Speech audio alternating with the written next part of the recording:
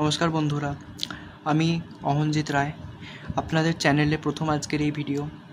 এখানে বিভিন্ন mathematics, physics, chemistry short tricks নিয়ে দেখানো হবে এবং আমি শুধু একজন নয়, আরও 3-4জন ছেলে আছে যারা আপনাদের এই শর্ট ট্রিক্স দেখিয়ে সাহায্য করবে।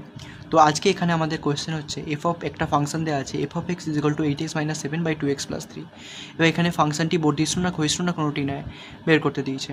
এটা আমরা ডেরিভেট করে বার করি, যেটা একটু lengthy process, but semester system একটু সোজাভাবে করতে হবে।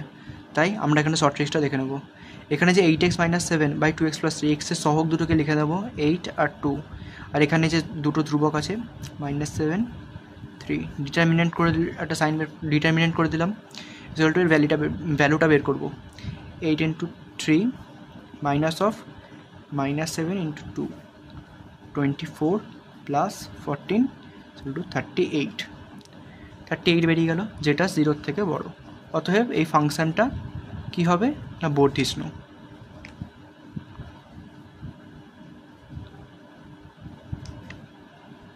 Option A. এরমভাবেই খুব সহজে আমরা বিভিন্ন অঙ্ক করতে পারবো। আর এরমভাবে অঙ্ক, ফিজিক্স এবং কেমিস্ট্রি শিখতে গেলে আমাদের চ্যানেলকে ফলো করুন।